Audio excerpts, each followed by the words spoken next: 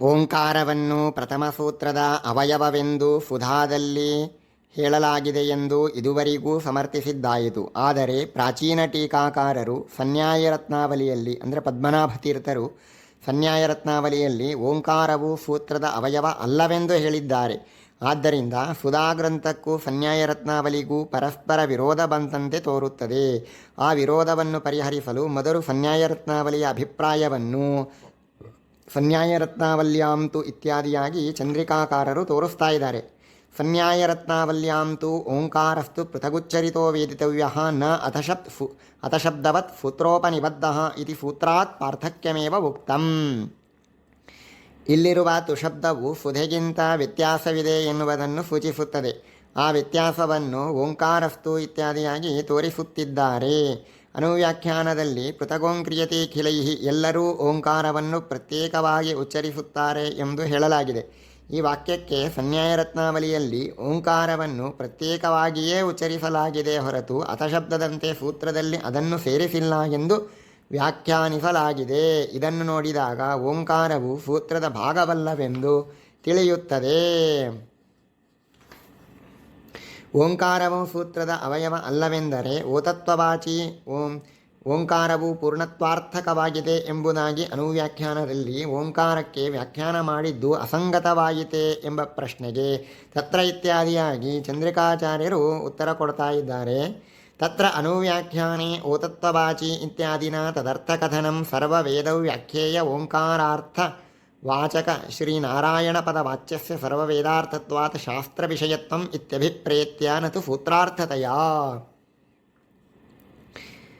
ತತ್ರ ಎಂದರೆ ಸನ್ಯಾಯ ರತ್ನಾವಲಿಕಾರರ ಮತದಲ್ಲಿ ಎಂದರ್ಥ. ಓಂಕಾರೇಣೈವ ಸರ್ವಾವಾಕ್ ಸಂತೃಣ್ಣ ಎಲ್ಲ ವೇದಗಳು ಓಂಕಾರದಿಂದಲೇ ಅಭಿವ್ಯಕ್ತವಾಗಿದೆ ಎಂಬ ಪ್ರಮಾಣದಂತೆ ಎಲ್ಲ ವೇದಗಳು ಓಂಕಾರಕ್ಕೆ ವ್ಯಾಖ್ಯಾನಗಳಾಗಿವೆ. ಆದ್ದರಿಂದ ಓಂಕಾರವು ವ್ಯಾಖ್ಯೇಯವೆಂದು ಸಮಗ್ರ ವೇದಗಳು ವ್ಯಾಖ್ಯಾನವೆಂದು ಸ್ಪಷ್ಟವಾಯಿತು. ಇಂತಹ ಓಂಕಾರಕ್ಕೆ ಗುಣಪೂರ್ಣತ್ವವೆಂದು ಅರ್ಥ. ನಾರಾಯಣ ಶಬ್ದವೂ ಸಹ ಗುಣಪೂರ್ಣತ್ವವೆಂಬ ಅರ್ಥವನ್ನೇ ಹೇಳುತ್ತಿದೆ. ಆದ್ದರಿಂದ ಓಂಕಾರ ಪ್ರತಿಪಾದ್ಯನು ಸರ್ವವೇದ ಪ್ರತಿಪಾದ್ಯನಾದ ಮೇಲೆ ನಾರಾಯಣ ಶಬ್ದ ಪ್ರತಿಪಾದ್ಯನೂ ಸಹ ಸರ್ವವೇದ ಪ್ರತಿಪಾದ್ಯನಾಗಲೇಬೇಕು. ಹೀಗೆ ಸರ್ವವೇದ ಪ್ರತಿಪಾದ್ಯನಾದ ನಾರಾಯಣನೇ ಪ್ರಕೃತ ಈ ಶಾಸ್ತ್ರದಿಂದಲೂ ಪ್ರತಿಪಾದ್ಯನೆಂದು ಸಿದ್ಧವಾಗುತ್ತದೆ. ಈ ವಿಷಯವನ್ನು ತಿಳಿಸುವುದಕ್ಕಾಗಿ ಅನುವ್ಯಾಖ್ಯಾನದಲ್ಲಿ ಓಂಕಾರಕ್ಕೆ ಗುಣಪೂರ್ಣತ್ವ ಎಂಬುದಾಗಿ ವ್ಯಾಖ್ಯಾನಿಸಲಾಗಿದೆ ಹೊರತು ಸೂತ್ರದ ಭಾಗವೆಂಬ ಅಭಿಪ್ರಾಯದಿಂದ ವ್ಯಾಖ್ಯಾನಿಸಿದ್ದಲ್ಲ. ಅನ್ಯಥಾ ಸೂತ್ರದ ಅವಯವಕ್ಕೆ ಮಾತ್ರ ಅರ್ಥವನ್ನು ಹೇಳುವುದು ಎಂದರೆ ಭರ್ಗ ಪುರುಷ ಮೊದಲಾದ ಶಬ್ದಗಳಿಗೂ ಅರ್ಥವನ್ನು ಹೇಳಿರುವುದರಿಂದ ಅವುಗಳೂ ಸೂತ್ರದ ಅವಯವವೆಂದಾಗಬೇಕಾದೀತು. ಆದ್ದರಿಂದ ಸನ್ಯಾಯ ರತ್ನಾವಲಿಯ ಪ್ರಕಾರ ಓಂಕಾರವು ಸೂತ್ರದ ಅವಯವ ಅಲ್ಲವೆಂದು ಸ್ಪಷ್ಟವಾಯಿತು. ಆದರೆ ನ್ಯಾಯಸುಧಾದಲ್ಲಿ ಓಂಕಾರವು ಸೂತ್ರದ ಅವಯವವೆಂದು ಹೇಳಲಾಗಿದೆ. ಎರಡೂ ಗ್ರಂಥಗಳು ನಮಗೆ ಪರಮಪ್ರಮಾಣವಾಗಿವೆ. ಹಾಗಾಗಿ ಒಂದೇ ಓಂಕಾರವನ್ನು ಅವಯವ ಎಂದು ಹೇಳಬೇಕೋ ಅಥವಾ ಅವಯವ ಅಲ್ಲ ಎಂದು ಹೇಳಬೇಕೋ ಎಂಬುದಾಗಿ ಸಂಶಯ ಬರುತ್ತದೆ. ಈ ವಿರೋಧವನ್ನು ವಿಕಲ್ಪ ಎಂದು ಪರಿಹರಿಸುತ್ತೇವೆ. ವಿಕಲ್ಪ ಅಂದರೆ ವ್ರೀಹಿ ನವಹಂತಿ ಅಂತೇಳಿ ಭತ್ತದಿಂದಲೂ ಯಾಗ ಮಾಡಬಹುದು, ಯವದಿಂದಲೂ ಯಾಗ ಮಾಡಬಹುದು. ಅದರಂತೆ ಒಂದೇ ಓಂಕಾರವನ್ನು ಸೂತ್ರದ ಅವಯವವೆಂದೂ ಹೇಳಬಹುದು, ಅವಯವ ಅಲ್ಲವೆಂದೂ ಹೇಳಬಹುದು. ವಿಕಲ್ಪವಾದ್ದರಿಂದ ವಿರೋಧ ಇಲ್ಲ ಎಂಬುದಾಗಿ ಪರಿಹಾರ ಮಾಡಲಿಕ್ಕೆ ಬರೋದಿಲ್ಲ. ಯಾಕೆ ಅಂದರೆ ಒಂದು ಕಾರ್ಯವನ್ನು ಹೀಗೂ ಮಾಡಬಹುದು ಅಥವಾ ಹಾಗೂ ಮಾಡಬಹುದು ಎಂದು ವಿಕಲ್ಪ ಹೇಳಿದರೆ ತಪ್ಪಾಗುವುದಿಲ್ಲ. ಅದು ಸಾಧ್ಯವಾಗಿದೆ, ಕಾರ್ಯ ಇನ್ನೂ ಆಗಿಲ್ಲ. ಆದ್ದರಿಂದ ಆದರೆ ಸಿದ್ಧವಾದ ವಸ್ತುವಿನಲ್ಲಿ ವಿಕಲ್ಪ ಕೂಡುವುದಿಲ್ಲ. ಒಂದು ವಸ್ತು ಹೀಗೆ ಇದೆ ಎಂದರೆ ಹೀಗೆಯೇ ಇರುತ್ತದೆ ಹೊರತು ಮತ್ತೊಂದು ರೀತಿಯಲ್ಲಿ ಇರಲಾರದು. ಹಾಗಾಗಿ ವಸ್ತುವಿನಲ್ಲಿ ವಿಕಲ್ಪ ಕೂಡೋದಿಲ್ಲ. ಹಾಗಾಗಿ ವಿರುದ್ಧವಾಗಿ ಹೇಳುವ ಎರಡು ಗ್ರಂಥಗಳಲ್ಲಿ ಯಾವುದನ್ನು ಪ್ರಮಾಣವೆಂದು ಒಪ್ಪಬೇಕು ಎಂಬ ಸಮಸ್ಯೆ ಇದ್ದೇ ಇದೆ. ಅದಕ್ಕಂತಾರೆ ವಿಪ್ರತಿಷೇಧೆ ಪರಂ ಕಾರ್ಯಂ. ಪರಸ್ಪರ ಎರಡರಲ್ಲಿ ವಿರೋಧ ಬಂದಾಗ ಪೂರ್ವಕ್ಕಿಂತ ಪರವೇ ಪ್ರಬಲವಾಗುತ್ತದೆ ಅಂತನ್ನುವ ವ್ಯಾಕರಣ ನಿಯಮದಂತೆ ಇಲ್ಲಿ ಪ್ರಕೃತ ಸನ್ಯಾಯ ರತ್ನಾವಲಿಗಿಂತ ನ್ಯಾಯಸುಧೆಯು ಅನಂತರದ ಗ್ರಂಥವಾದ್ದರಿಂದ ಪರವಾಗಿದೆ. ಆದ್ದರಿಂದ ಓಂಕಾರವನ್ನು ಸೂತ್ರದ ಭಾಗವೆಂದೇ ಹೇಳಬೇಕೆಂದು ಈ ನಿಯಮದಿಂದ ಸಿದ್ಧವಾದರೂ ಇದಕ್ಕೆ ವಿರುದ್ಧವಾಗಿ ಮತ್ತೊಂದು ನಿಯಮವಿದೆ. ನುಮಚಿರ ತೃಜ್ವತ್ ಭಾವೇಭ್ಯೋ ನುಟ್ ಪೂರ್ವ ವಿಪ್ರತಿಷೇಧೇನ ಎಂಬುದಾಗಿ. ನುಮ್ ರೇಫ ತೃಜ್ವತ್ ಭಾವ ಇವುಗಳಿಗಿಂತ ಪೂರ್ವದಲ್ಲಿರುವ ನುಟ್ ಪ್ರತ್ಯಯವೇ ಪ್ರಬಲವಾಗುತ್ತದೆ. ಹೀಗೆ ಈ ಸೂತ್ರದಲ್ಲಿ ಪರಕ್ಕಿಂತ ಪೂರ್ವಕ್ಕೆ ಪ್ರಾಬಲ್ಯ ಹೇಳಿದ್ದಾರೆ. ಪ್ರಕೃತ ಪರ ಎಂದು ಹೇಳಿದ ನ್ಯಾಯಸುಧೆಗಿಂತ ಪೂರ್ವದಲ್ಲಿರುವ ಸನ್ಯಾಯ ರತ್ನಾವಲಿಯನ್ನೇ ಪ್ರಬಲವೆಂದು ಹೇಳಿದಾಗ ಓಂಕಾರವನ್ನು ಸೂತ್ರದ ಅವಯವವೆಂದು ಹೇಳಿದಂತಾಗುತ್ತದೆ. ಆದ್ದರಿಂದ ವಿಪ್ರತಿಷೇಧೆ ಪರಂ ಕಾರ್ಯಂ ಎಂಬಂತೆ ಸುಧಾವನ್ನು ಪ್ರಮಾಣವೆಂದು ಒಪ್ಪಬೇಕು, ಅಥವಾ ನುಮಚಿರ ಇತ್ಯಾದಿ ಸೂತ್ರ ಹೇಳುವಂತೆ ನ್ಯಾಯ ರತ್ನಾವಳಿಯನ್ನು ಪ್ರಮಾಣವೆಂದು ಹೇಳಬೇಕು ಎಂಬುದಾಗಿ ಪ್ರಶ್ನೆ ಬರ್ತದೆ. ಅದಕ್ಕೆ ಸಮಾಧಾನ ಹೇಳ್ತಾರೆ, ಎರಡೂ ಗ್ರಂಥಗಳು ಒಂದೇ ಓಂಕಾರದ ಬಗ್ಗೆ ಹೇಳಲು ಹೊರಟಿದ್ದರೆ ನೀವು ಹೇಳಿದ ವಿರೋಧ ಬರುತ್ತಿತ್ತು. ಆದರೆ ಬೇರೆ ಬೇರೆ ಓಂಕಾರದ ಬಗ್ಗೆ ಹೇಳುತ್ತಿರುವುದರಿಂದ, ಭಿನ್ನ ವಿಷಯಕವಾದದ್ದರಿಂದ ವಿರೋಧವಿಲ್ಲ ಎಂಬುದಾಗಿ ಚಂದ್ರಿಕಾಕಾರರು ಯದ್ವಾ ಇತ್ಯಾದಿ ವಾಕ್ಯದಿಂದ ಹೇಳುತ್ತಿದ್ದಾರೆ. ಯದ್ವಾ ಮಾಸ್ತು ಸ್ರವತ್ಯನೋಂಕೃತಂ ಇತ್ಯನೇನ ಸಾಧಾರಣ ಓಂಕಾರಸ್ಯ ಆದ್ಯ ಸೂತ್ರ ಅವಯವತ ತಥಾಪಿ ಓಂಕಾರಶ್ಚಾದಶಬ್ದಶ್ಚ ತಸ್ಮಾತ್ ಪ್ರಾಥಮಿಕೌ ಕ್ರಮಾತ್ ತದ್ಧೇತುತ್ವಂ ವದಂಶ್ಚಾಪಿ ತೃತೀಯೋತ ಉದಾಹೃತಃ ಅತಶ್ಚ ಪೂರ್ವಮುಚ್ಚಾರ್ಯಾಃ ಸರ್ವ ಏತೇ ಸತಾಂ ಮತಾಃ ಇತಿ ಭಾಷ್ಯೋದಾಹೃತ ಸ್ಮೃತ್ಯ ಅತಾದಶಬ್ದತುಲ್ಯತಯಾ ಆದ್ಯಸೂತ್ರ ಅವಯವತಾಯಾಃ ಉಕ್ತತ್ವಾತ್. ತತ್ರ ತಾರಾಥಮೂಲತ್ವಂ ಇತಿ ಅತಶಬ್ದತುಲ್ಯತಯಾ ಓಂಕಾರಸ್ಯ ಆದ್ಯಸೂತ್ರ ಅವಯವತ್ವೋಕ್ತಿರ್ಯುಕ್ತ. ಏವಂ ಚ ಸಂನ್ಯಾಯರತ್ನಾವಳಿ ಸ್ರವತಿ ಇತ್ಯಾದಿ ಶ್ರುತಿಪ್ರಾಪಿತ ಸಾಧಾರಣ ಓಂಕಾರ ವಿಷಯ, ಸುಧಾತು ಓಂಕಾರಶ್ಚ ಇತ್ಯಾದಿ ಸ್ಮೃತಿಪ್ರಾಪಿತ ಅಸಾಧಾರಣ ಓಂಕಾರ ವಿಷಯ ಇತಿ ದ್ರಷ್ಟವ್ಯಂ. ವಿರೋಧ ಪರಿಹಾರವನ್ನು ಸ್ಪಷ್ಟವಾಗಿ ಹೀಗೆ ತಿಳಿಯಬೇಕು. ಓಂ ಓಂ ನಮೋ ನಾರಾಯಣಾಯ ಓಂ ಎಂಬ ನಾರಾಯಣಾಕ್ಷರ ಅಷ್ಟಾಕ್ಷರ ಮಂತ್ರದಲ್ಲಿ ಒಂದು ಓಂಕಾರವು ಮಂತ್ರದ ಬೀಜಾಕ್ಷರವಾಗಿ ಪರಿಗಣಿತವಾದ್ದರಿಂದ ಮಂತ್ರದ ಅವಯವವಾಗಿದೆ. ಮೊದಲನೆಯ ಮತ್ತು ಕೊನೆಯ ಓಂಕಾರವು ಅದೃಷ್ಟಫಲಕ್ಕೋಸ್ಕರ ಇರುವವುಗಳಾಗಿವೆ. ಇದರಂತೆಯೇ ಮೊದಲನೆಯ ಸೂತ್ರದಲ್ಲಿಯೂ ಸಹ ಓಂ ಓಂ ಅಥಾತು ಬ್ರಹ್ಮಜಿಜ್ಞಾಸ ಓಂ ಎಂದು 3 ಓಂಕಾರಗಳಿವೆ ಎಂದು ತಿಳಿಯಬೇಕು. ಮೊದಲಿನ 2 ಓಂಕಾರಗಳಲ್ಲಿ ಮೊದಲನೆಯದ್ದು ಸ್ರವತ್ಯನೋಂಕೃತಂ ಎಂಬ ಶ್ರುತಿಯಿಂದ ಸಿದ್ಧವಾದದ್ದು. ಇದಕ್ಕೆ ಅದೃಷ್ಟ ಮಾತ್ರ ಪ್ರಯೋಜನವಾಗಿದೆ. ಹಾಗಾಗಿ ಪ್ರತಿಯೊಂದು ಸೂತ್ರದಲ್ಲೂ ಉಚ್ಚರಿಸಬೇಕು. ಈ ಸೂತ್ರದ ಅವಯವವಾಗುವುದಿಲ್ಲ. ಎರಡನೆಯ ಓಂಕಾರವು ಪೂರ್ಣತ್ವಾರ್ಥಕವಾಗಿ ಸೂತ್ರದ ಭಾಗವೇ ಆಗಿದೆ. ಓಂಕಾರಶ್ಚಾದಶಬ್ದಶ್ಚ ಎಂಬ ಸ್ಮೃತಿಯಿಂದ ಓಂಕಾರ ಅಥ ಮತ್ತು ಅತಃ ಶಬ್ದಗಳು ಕ್ರಮವಾಗಿ ಸೂತ್ರದಲ್ಲಿ ಉಚ್ಚರಿಸಲ್ಪಟ್ಟಿವೆ. ಆದ್ದರಿಂದ ಅಥ ಮತ್ತು ಅತಃಶಬ್ದದಂತೆ ಎರಡನೆಯ ಓಂಕಾರವು ಸೂತ್ರದ ಭಾಗವೇ ಆಗಿದೆ. ಈ ರೀತಿಯಾಗಿ ತಿಳಿದಾಗ ನ್ಯಾಯಸುಧೆಗೂ ಸನ್ಯಾಯರತ್ನಾವಳಿಗೂ ಪರಸ್ಪರ ವಿರೋಧ ಬರಲು ಸಾಧ್ಯವೇ ಇಲ್ಲ. ಏಕೆಂದರೆ ಸನ್ಯಾಯರತ್ನಾವಳಿಯು ಮೊದಲನೆಯ ಓಂಕಾರದ ಬಗ್ಗೆ ಹೇಳುತ್ತಿದೆ, ನ್ಯಾಯಸುಧೆಯು ಎರಡನೆಯ ಓಂಕಾರದ ಬಗ್ಗೆ ಹೇಳುತ್ತಿದೆ.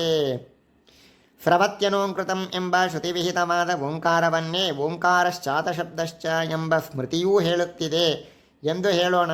ಏಕೆ 2 ಓಂಕಾರಗಳನ್ನು ಕಲ್ಪನೆ ಮಾಡಬೇಕು? ಹೀಗೆ ಪ್ರಶ್ನೆ ಮಾಡಿದರೆ ಅದಕ್ಕೆ ಉತ್ತರವನ್ನು ಹೀಗೆ ಹೇಳಿದರೂ ವಿರೋಧವಿಲ್ಲ ಎಂಬ ಅಭಿಪ್ರಾಯದಿಂದ ಯದ್ವಾ ಇತ್ಯಾದಿ ವಾಕ್ಯದಿಂದ ಪಕ್ಷಾಂತರವನ್ನು ಹೇಳ್ತಾ ಇದ್ದಾರೆ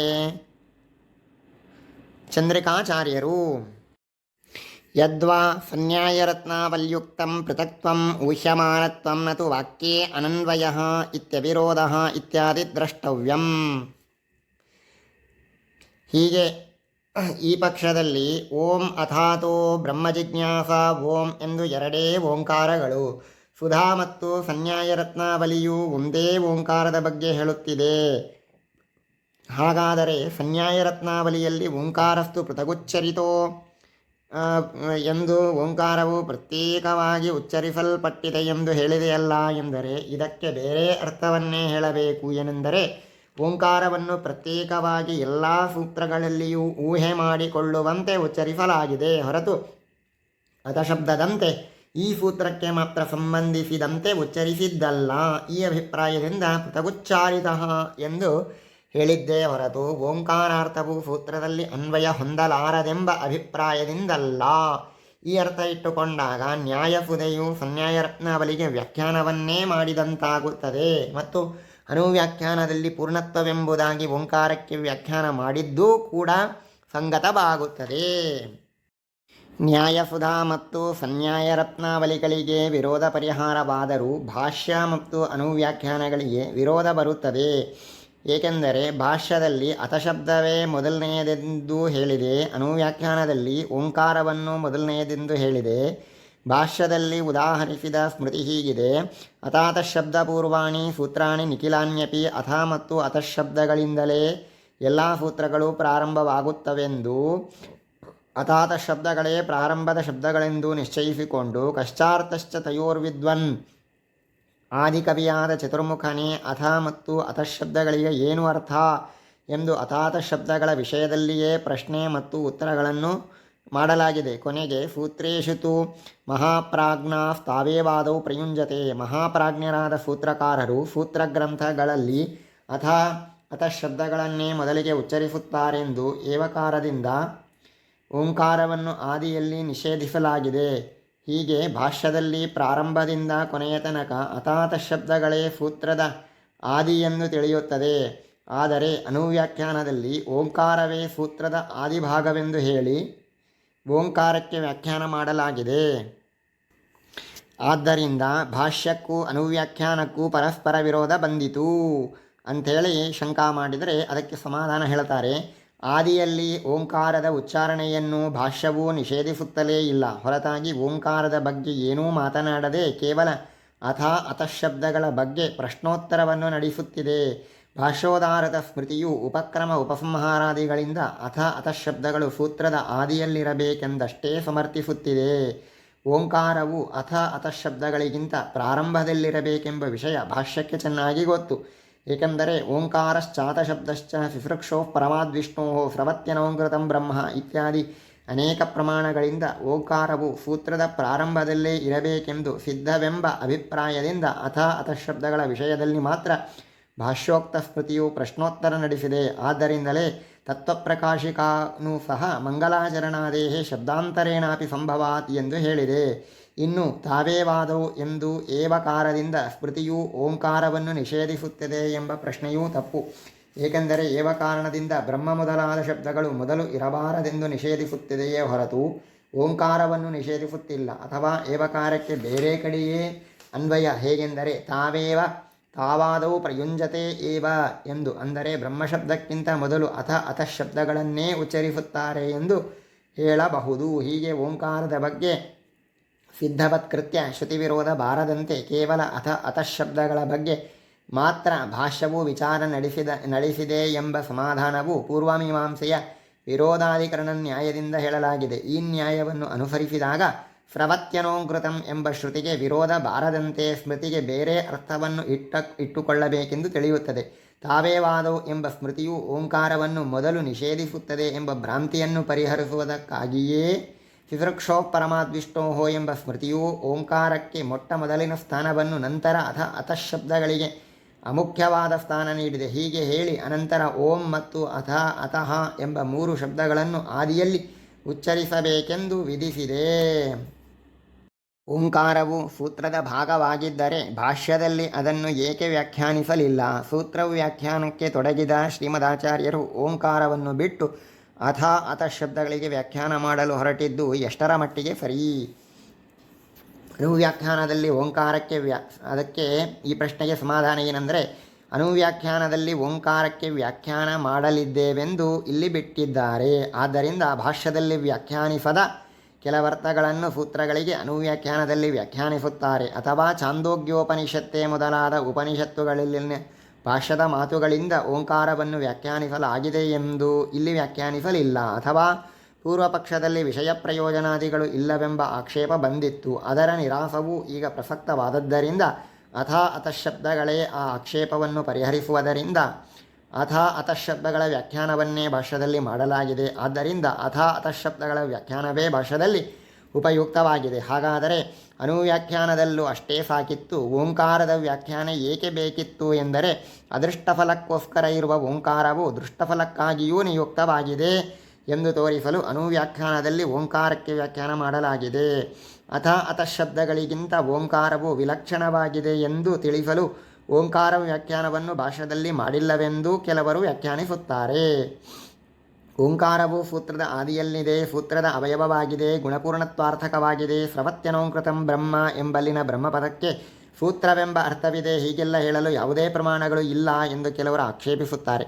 ಇವುಗಳ ಖಂಡನೆಯನ್ನು ವಿಜಯೇಂದ್ರ ತೀರ್ಥ ಶ್ರೀಪಾದರು ನ್ಯಾಯಮೌಕ್ತಿಕ ಮಾಲಾ ಅಂತನ್ನುವ ಗ್ರಂಥದಲ್ಲಿ ಹೇಳಿದ್ದಾರೆ. ಅದನ್ನು ತಿಳಿಯಬೇಕು. ಅಥವಾ ಈ ಆಕ್ಷೇಪಗಳನ್ನು ಶ್ರೀಮನ್ಯಾಯಸುಧಾ ವ್ಯಾಖ್ಯಾನದಲ್ಲಿ ಕಾಶಿ ಆಚಾರ್ಯರ ಅನುವಾದ ಮಾಡಿಕೊಂಡು ನಿರಾಕರಿಸಿದ್ದಾರೆ. ಅಲ್ಲಿ ಆದರೂ ತಿಳಿಯಬೇಕು. ಹೀಗೆ ಓಂಕಾರವಾದವು ಇಲ್ಲಿಗೆ ಮುಗಿತು.